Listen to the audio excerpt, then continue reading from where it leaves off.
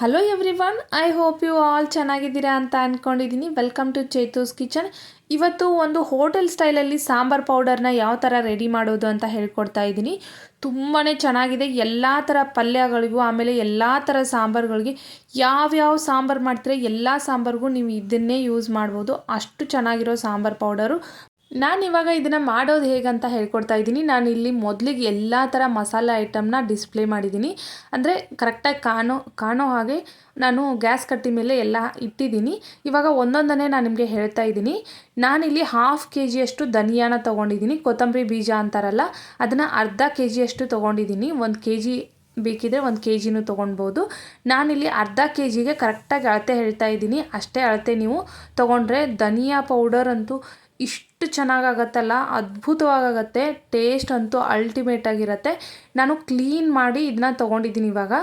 ಅಂದರೆ ಕೆಲವೊಂದು ಸರಿ ಡಸ್ಟ್ ಎಲ್ಲ ಇರುತ್ತೆ, ಸೊ ಹಾಗಾಗಿ ಕ್ಲೀನ್ ಮಾಡಿದ್ದೀನಿ. ಮಾಡೋಕ್ಕೆ ಬೇಕಾಗಿರೋದು ಏನೇನಂತ ಮಸಾಲೆ ಐಟಮ್ ಒಂದೊಂದೇ ಹೇಳ್ತಾ ಹೋಗ್ತೀನಿ. ನಾನಿಲ್ಲಿ 10 ಗ್ರಾಮಷ್ಟು ಕಲ್ಲು ಹೂವನ್ನು ತೊಗೊಂಡಿದ್ದೀನಿ, 10 ಗ್ರಾಮಷ್ಟು ಕಸ್ತೂರಿ ಮೆಂತ್ಯನ ತೊಗೊಂಡಿದ್ದೀನಿ, ಆಮೇಲೆ 10 ಗ್ರಾಮಷ್ಟು ಬಾಳೆ ಮೊಗ್ಗನ್ನು ತೊಗೊಂಡಿದ್ದೀನಿ, ಆಮೇಲೆ 1/4 kg ನಾನು ಜೀರಿಗೆನ ತೊಗೊಂಡಿದ್ದೀನಿ. ಪ್ಯಾಕೆಟ್ ಇದೆ ಈ ಥರ, ಸೊ ಹಾಗಾಗಿ ಇದು 1/4 kg ನಾನು ಜೀರಿಗೆನ ತೊಗೊಂಡಿದ್ದೀನಿ. ನಾನಿಲ್ಲಿ 25 ಗ್ರಾಮಷ್ಟು ಮೆಂತ್ಯನ ತೊಗೊಂಡಿದ್ದೀನಿ, ಆಮೇಲೆ 10 ಗ್ರಾಮಷ್ಟು ನಾನು ಲವಂಗನ ತೊಗೊಂಡಿದ್ದೀನಿ, 10 ಗ್ರಾಮಷ್ಟು ಮರಾಠ ಮೊಗ್ಗು ಅಂತ ಹೇಳ್ತಾರೆ ಇದನ್ನು, ಸೊ ಮರಾಠ ಮೊಗ್ಗನ್ನು ತೊಗೊಂಡಿದ್ದೀನಿ. 10 ಗ್ರಾಮ್ ಆಗೋಷ್ಟು ತೊಗೊಂಡಿದ್ದೀನಿ ಇದನ್ನು. ನಾನಿಲ್ಲಿ 10 ಗ್ರಾಮ್ ಆಗೋಷ್ಟು ಜಾಪತ್ರೆಯನ್ನು ತೊಗೊಂಡಿದ್ದೀನಿ, ಆಮೇಲೆ 10 ಗ್ರಾಮ್ ಆಗೋಷ್ಟು ನಾನು ಏಲಕ್ಕಿನ ತೊಗೊಂಡಿದ್ದೀನಿ. ನಾನಿಲ್ಲಿ 10 ಗ್ರಾಮ್ ಆಗೋಷ್ಟು ಪಲಾವ್ ಎಲೆಯನ್ನು ತೊಗೊಂಡಿದ್ದೀನಿ, 100 ಗ್ರಾಮ್ ಆಗೋಷ್ಟು ಅರಿಶಿನ ಕೊಂಬನ್ನು ತೊಗೊಂಡಿದ್ದೀನಿ, ಆಮೇಲೆ 10 ಗ್ರಾಮ್ ಆಗೋಷ್ಟು ನಾನು ಸಾಸಿವೆಯನ್ನು ತೊಗೊಂಡಿದ್ದೀನಿ, 10 ಗ್ರಾಮ್ ಆಗೋಷ್ಟು ಗಸಗಸೆಯನ್ನು ತೊಗೊಂಡಿದ್ದೀನಿ. ಗಸಗಸೆಯನ್ನು ಇನ್ನೂ ಜಾಸ್ತಿ ಬೇಕಿದ್ರೂ ಕೂಡ ತೊಗೊಳ್ಳಿ. ನಾನಿಲ್ಲಿ ಚಕ್ರ ಮೊಗ್ಗು ಅನ್ನು ತೊಗೊಂಡಿದ್ದೀನಿ 10 ಗ್ರಾಮ್ ಆಗೋಷ್ಟು, 10 ಗ್ರಾಮ್ ಆಗೋಷ್ಟು ಚಕ್ಕೆಯನ್ನು ತೊಗೊಂಡಿದ್ದೀನಿ, 10 ಗ್ರಾಮ್ ಆಗೋಷ್ಟು ಕರಿಕಾಳು ಅಂತ ಹೇಳ್ತಾರಲ್ಲ ಪೆಪ್ಪರ್, ಅದನ್ನು ತೊಗೊಂಡಿದ್ದೀನಿ. 1/2 kg ಆಗೋಷ್ಟು ನಾನು ಧನಿಯಾ ಕಾಳನ್ನು ತೊಗೊಂಡಿದ್ದೀನಲ್ಲ, ನಾನು ಮೊದಲೇ ತೋರಿಸಿದ್ದೆ. ನಾವಿಲ್ಲಿ 1 kg ಏನಾದರೂ ಧನಿಯಾ ತೊಗೊಂಡಿದ್ರೆ ಎಲ್ಲನೂ 1/4 kg ಕಾಳುಗಳನ್ನು ತೊಗೋಬೇಕಾಗ್ತಿತ್ತು, ಬೇಳೆಗಳನ್ನು ತೊಗೋಬೇಕಾಗ್ತಿತ್ತು. ನಾನಿಲ್ಲಿ ಅರ್ಧ kg ನಾನು ಧನಿಯಾ ತೊಗೊಂಡಿರೋದ್ರಿಂದ ನಾನೇನು ಮಾಡ್ತಾಯಿದ್ದೀನಿ, 1/4 kg ಅರ್ಧ ಭಾಗ ಅಂತಂದರೆ 125 ಗ್ರಾಮು, 125 ಗ್ರಾಮ್ ಅಷ್ಟು ನಾನು ಅಕ್ಕಿಯನ್ನು ತೊಗೊಂಡಿದ್ದೀನಿ. ನಾವು ಊಟಕ್ಕೆ ಏನು ಬಳಸ್ತೀವಲ್ಲ ಅದೇ ಅಕ್ಕಿನ ತೊಗೊಂಡಿದ್ದೀನಿ. ಆಮೇಲೆ 125 ಗ್ರಾಮ್ ಅಷ್ಟು ನಾನು ಹೆಸರು ಬೇಳೆಯನ್ನು ತೊಗೊಂಡಿದ್ದೀನಿ, 125 ಗ್ರಾಮ್ ಅಷ್ಟು ಪುಟಾಣಿನ ತೊಗೊಂಡಿದ್ದೀನಿ, 125 ಗ್ರಾಮ್ ಅಷ್ಟು ನಾನು ಉದ್ದಿನ ಬೇಳೆನ ತೊಗೊಂಡಿದ್ದೀನಿ, 125 ಗ್ರಾಮ್ ಅಷ್ಟು ನಾನು ಇಲ್ಲಿ ಕಡಲೆ ಬೇಳೆಯನ್ನು ತೊಗೊಂಡಿದ್ದೀನಿ. ಎಲ್ಲನೂ 125 ಗ್ರಾಮ್ ಅಷ್ಟೇ ತೊಗೊಂಡಿದ್ದೀನಿ. ನಾನಿಲ್ಲಿ 1 ಹಿಡಿಯಷ್ಟು ಕರಿಬೇವನ್ನ 2 ರಿಂದ 3 ಸರಿ ತೊಳೆದು ಕ್ಲೀನಾಗಿ ತೊಳೆದು ಇಟ್ಕೊಂಡಿದ್ದೀನಿ. ಕೆಲವೊಂದಿಷ್ಟು ಜನಕ್ಕೆ ಈ ಮಸಾಲೆ ಐಟಮ್ ಹೆಸರು ಗೊತ್ತಿರಲ್ಲ, ಸೊ ಹಾಗಾಗಿ ಹೇಳ್ತಾ ಇದ್ದೀನಿ. ಇದಕ್ಕೆ ಮರಾಠ ಮೊಗ್ಗು ಅಂತ ಹೇಳ್ತಾರೆ. ಈ ಥರ ಇರುತ್ತೆ, ಇದು ಶೇಪ್ ನೋಡ್ಕೋಬೋದು, ನೀವು ಕರೆಕ್ಟಾಗಿ ನೋಡ್ಕೊಳ್ಳಿ. ಇದಕ್ಕೆ ಬಾಳೆ ಮೊಗ್ಗು ಅಂತ ಹೇಳ್ತಾರೆ.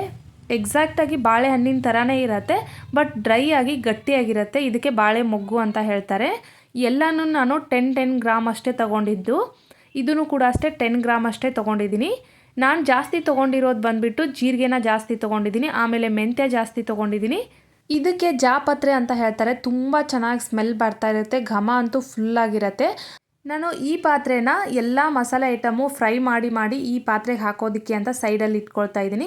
ಇವಾಗ ಸ್ಟವ್ ಆನ್ ಮಾಡಿಕೊಂಡು ನಾನು ನಮಸ್ಕಾರ ಮಾಡಿಬಿಟ್ಟು ನಾನು ಕೆಲಸನ ಸ್ಟಾರ್ಟ್ ಮಾಡ್ತಾ ಇದ್ದೀನಿ. ಯಾಕಂದರೆ ತುಂಬ ದಿನ ಇಡೋ ಐಟಮ್ ಆಗಿರ್ಬೋದು, ಅಥವಾ ನಾವು ಒಳ್ಳೆ ಕೆಲಸಕ್ಕೆ ಮಾಡೋ ಐಟಮ್ ಆಗಿರ್ಬೋದು, ಅದನ್ನು ಯಾವುದೇ ಕೆಲಸ ಮಾಡಿದರೂ ತುಂಬ ಶ್ರದ್ಧೆಯಿಂದ ಮಾಡಬೇಕು. ನಾನು ಪ್ರತಿ ಸಾರಿನೂ ಅಷ್ಟೇ ನಮಸ್ಕಾರ ಮಾಡಿಬಿಟ್ಟೇ ಕೆಲಸ ಸ್ಟಾರ್ಟ್ ಮಾಡೋದು. ಯಾವಾಗಲೂ ಗ್ಯಾಸ್ ಸ್ಟವ್ ನಮಸ್ಕಾರ ಮಾಡಿನೇ ಮುಂದೆ ಕೆಲಸ ಶುರು ಮಾಡಿದರೆ ಮನಸ್ಸಿಗೆ ಒಂಥರ ಖುಷಿ, ಆರಾಮಾಗಿ ಕೆಲಸ ಆಗತ್ತೆ ನಂದು.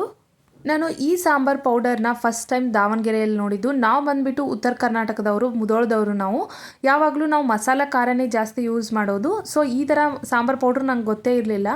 ನಮ್ಮ ಓನರ್ ಆಂಟಿ ಮನೆಗೆ ಹೋದಾಗ ಅವರು ಅಡುಗೆ ತುಂಬ ಟೇಸ್ಟಿಯಾಗಿರುತ್ತಿತ್ತು. ಆವಾಗ ಕೇಳಿದೆ, ಆಂಟಿ ಏನಿದು ಸಾಂಬಾರ್ ಪೌಡ್ರ್ ಈ ಥರ ಯೂಸ್ ಮಾಡ್ತಿರಲ್ಲ, ಏನಿದು ಅಂತ ಕೇಳಿದಾಗ ಆ ಆಂಟಿ ನನಗೆ ಎಲ್ಲ ಹೇಳಿದರು. ಮತ್ತು ಆ ಆಂಟಿಗೆ ಹೇಳಿದೆ, ನೀವು ಮಾಡಬೇಕಾದ್ರೆ ನನ್ನ ಕರೀರಿ ಅಂತ. ಸೊ ಆ ಆಂಟಿ ನನ್ನ ಕರೆದ್ಬಿಟ್ಟು ಎಲ್ಲ ತೋರಿಸಿದ್ರು, ಈ ಥರ ಮಾಡ್ತೀನಿ ಅಂತ. ಅದೇ ರೆಸಿಪಿ ನಾನು ಇವಾಗ ತೋರಿಸ್ತಾ ಇರೋದು ನಿಮಗೆ. ಈ ಪೌಡರ್ನ ಹಾಕಿ ನಾವು ಯಾವುದೇ ರೆಸಿಪಿನ ಮಾಡಿದರೂ ಹೋಟೆಲಲ್ಲಿ ಏನು ಟೇಸ್ಟ್ ಬರುತ್ತಲ್ಲ ಅಷ್ಟೇ ಚೆನ್ನಾಗಿ ಸಾಂಬಾರು ಟೇಸ್ಟ್ ಬರುತ್ತೆ, ಅಷ್ಟೇ ಚೆನ್ನಾಗಿ ಪಲ್ಯ ಟೇಸ್ಟ್ ಬರುತ್ತೆ, ಸಖತ್ತಾಗಿರುತ್ತೆ. ಒಂದು ಸರಿ ನೀವು ಇದನ್ನು ಟ್ರೈ ಮಾಡಿ. ನಾನಿವಾಗ ಧನಿಯಾ ಕಾಳನ್ನು ಲೋ ಫ್ಲೇಮಲ್ಲಿ ಇಟ್ಕೊಂಡೆ ಫ್ರೈ ಮಾಡಿ ತಗೊಂಡಿದ್ದೀನಿ. ಇವಾಗ ಹೆಸರು ಬೇಳೆನ ನಾನು ಲೋ ಫ್ಲೇಮಲ್ಲಿ ಇಟ್ಕೊಂಡೆ ಫ್ರೈ ಮಾಡ್ಕೊಳ್ತಾ ಇದ್ದೀನಿ. 125 ಗ್ರಾಮ್ ಅಂತ ಅಂದರೆ ಒಂದು ಚಿಕ್ಕ ಲೋಟದಿಂದ 1.5 ಲೋಟ ಆಗುತ್ತೆ. ನೀವು ಅಳತೆ ನೋಡ್ಕೋಬೋದು. ಕೆಲವೊಂದಿಷ್ಟು ಜನಕ್ಕೆ ಮನೇಲಿ ಇರೋದನ್ನು ಅಳತೆ ಮಾಡಿ ಹಾಕೋದಕ್ಕಾಗಲ್ಲ, ಪ್ರತಿಯೊಂದು ವೇಟ್ ಚೆಕ್ ಮಾಡೋದಕ್ಕಾಗಲ್ಲ ಅಲ್ಲ, ಸೊ ಹಾಗಾಗಿ ಹೇಳ್ತಾ ಇದ್ದೀನಿ. 125 ಗ್ರಾಮ್ ಅಂದರೆ ಅರ್ಧ ಲೋಟ ಆಗುತ್ತೆ. ಚಿಕ್ಕ ಟೀ ಕುಡಿಯೋ ಲೋಟದಿಂದ ಅರ್ಧ ಲೋಟ ಆಗುತ್ತೆ. ಇವಾಗ ಲೋ ಫ್ಲೇಮಲ್ಲಿ ಇಟ್ಕೊಂಡೆ ನಾನು ಹೆಸರು ಬೇಳೆಯನ್ನು ಕೂಡ ಚೆನ್ನಾಗಿ ಫ್ರೈ ಮಾಡ್ಕೊಂಡಿದ್ದೀನಿ. ಲೋ ಫ್ಲೇಮಲ್ಲೇ ಇಟ್ಕೊಂಡು ನಾನು ಅಕ್ಕಿಯನ್ನು ಕೂಡ ಫ್ರೈ ಮಾಡಿಕೊಂಡೆ. ಲೋ ಫ್ಲೇಮಲ್ಲೇ ಇಟ್ಕೊಂಡು ನಾನು ಉದ್ದಿನ ಬೇಳೆಯನ್ನು ಕೂಡ ಫ್ರೈ ಮಾಡಿಕೊಂಡೆ. ಯಾಕೆ ಲೋ ಫ್ಲೇಮಲ್ಲಿ ಅಂತೀನಿ ಅಂತ ಅಂದರೆ, ನೀವು ಯಾವುದೇ ಕಾರಣಕ್ಕೂ ಹೈ ಫ್ಲೇಮಲ್ಲಿ ಇಟ್ಕೊಂಡು ಯಾವುದನ್ನು ನೀವು ಫ್ರೈ ಮಾಡ್ಕೊಳ್ಳೋದಕ್ಕೆ ಹೋಗಬೇಡಿ. ನಾನಿವಾಗ ನಿಮಗೆ ಸ್ಪೀಡಾಗಿ ಫ್ರೈ ಮಾಡಿ ಹಾಕ್ತಾ ಇದ್ದೀನಿ ಅಂತ ಅನ್ನಿಸ್ಬೋದು, ಬಟ್ ಲೋ ಫ್ಲೇಮಲ್ಲಿ ಇಟ್ಕೊಂಡು ವಿಡಿಯೋನ ಪಾಸ್ ಮಾಡಿ ನಾನು ಲೋ ಫ್ಲೇಮಲ್ಲಿ ಫ್ರೈ ಮಾಡಿ ತಕ್ಕೊತಾ ಇದ್ದೀನಿ. ಇವಾಗ ಕಡಲೆಬೇಳೆನೂ ಫ್ರೈ ಮಾಡಿ ಹಾಕ್ಕೊಂಡೆ. ಪುಟಾಣಿನ ನಾನು ಫ್ರೈ ಮಾಡಲ್ಲ, ಡೈರೆಕ್ಟಾಗಿ ಹಂಗೆ ಸೇರಿಸ್ತಾ ಇದ್ದೀನಿ. ನಾನಿವಾಗ 1/4 kg ಆಗೋಷ್ಟು ಜೀರಿಗೆನ ಹಾಕ್ಕೊಳ್ತಾ ಇದ್ದೀನಿ. ಜೀರಿಗೆನೂ ಅಷ್ಟೇ ಲೋ ಫ್ಲೇಮಲ್ಲಿ ಇಟ್ಕೊಂಡು ಚೆನ್ನಾಗಿ ಫ್ರೈ ಮಾಡ್ಕೊಳ್ತೀನಿ. ಕಲರ್ ಸ್ವಲ್ಪ ಚೇಂಜ್ ಆಗೋವರೆಗೂ ಲೋ ಫ್ಲೇಮಲ್ಲಿ ಇಟ್ಕೊಂಡೆ ಹುರ್ಕೊತೀನಿ. ಯಾವುದೇ ಕಾರಣಕ್ಕೂ ಯಾವುದು ಸೀದು ಹೋಗಬಾರ್ದು. ಒಂದೇನಾದರೂ ನೀವು ಸೀದು ಹೋದರೆ ಅಥವಾ ಜಾಸ್ತಿ ಸುಟ್ಟರೆ ಏನಾಗುತ್ತೆ ಅಂದರೆ ಕಂಪ್ಲೀಟಾಗಿ ಮಸಾಲ ಟೇಸ್ಟೇ ಚೇಂಜ್ ಆಗಿ ಹೋಗುತ್ತೆ. ಇವಾಗ ಕರಿಕಾಳು ಅಂದರೆ ಪೆಪ್ಪರ್ ಕಾಳನ್ನ ನಾನು ಇದನ್ನು ಕೂಡ ಲೋ ಫ್ಲೇಮಲ್ಲಿ ಇಟ್ಕೊಂಡೆ ಫ್ರೈ ಮಾಡ್ಕೊಳ್ತಾ ಇದ್ದೀನಿ. ಯಾಕಂತ ಅಂದರೆ ಒಂದು ಸ್ವಲ್ಪ ಸೀದು ಹೋದರೆ ಆಯಿತು, ಟೇಸ್ಟು ಎಲ್ಲ ಕೆಟ್ಟೋಗ್ಬಿಡುತ್ತೆ. ಎಷ್ಟು ಕಾಸ್ಟ್ಲಿ ಇರೋ ಎಲ್ಲ ಮಸಾಲ ಐಟಮ್ನು ತೊಗೊಂಡು ಬಂದು ನಾವು ಫ್ರೈ ಮಾಡಿರ್ತೀವಿ. ಸೊ ಅಂಥದ್ರಲ್ಲಿ ನಾವು ಒಂದು ಸ್ವಲ್ಪ ಸೀದು ಹೋದ್ಬಿಟ್ರೆ ಏನಾಗುತ್ತೆ ಅಂದರೆ ಎಲ್ಲ ಹಾಳಾಗಿಬಿಡತ್ತೆ.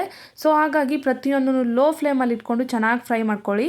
ನಾನಿವಾಗ ಬರೀ 1/2 kg ಮಾಡ್ಕೊಳ್ಳೋದಕ್ಕೆ ಒಂದು ಫುಲ್ ಡೇನೇ ಹೋಗಿದೆ ಅಂತ ಹೇಳ್ಬೋದು. ಯಾಕಂದರೆ ಅದನ್ನು ಹೊರಗಡೆಯಿಂದ ತೊಗೊಂಡು ಬರಬೇಕು, ಅದನ್ನು ಎಲ್ಲ ಕ್ಲೀನ್ ಮಾಡ್ಕೋಬೇಕು. ತುಂಬ ಇದು ಇರುತ್ತೆ, ಒಂದು ಸ್ವಲ್ಪನೂ ಚೆನ್ನಾಗಿರಲ್ಲ ಕೆಲವೊಂದು ಐಟಮು. ಸೊ ಎಲ್ಲನೂ ಡೀಟೇಲ್ಡಾಗಿ ಚೆಕ್ ಮಾಡಿಕೊಂಡು ಕ್ಲೀನ್ ಮಾಡಿಕೊಂಡು ಹಾಕ್ಕೊಳ್ತಾ ಇದ್ದೀನಿ. ಇವಾಗ ಕಲ್ಲು ಹೂವನ್ನು ಹಾಕ್ಕೊಳ್ತಾ ಇದ್ದೀನಿ. ಕಲ್ಲು ಹೂವಲ್ಲಂತೂ ಇಷ್ಟು ಗಲೀಜಿರತ್ತಲ್ಲ, ತುಂಬ ಗಲೀಜಿರುತ್ತೆ.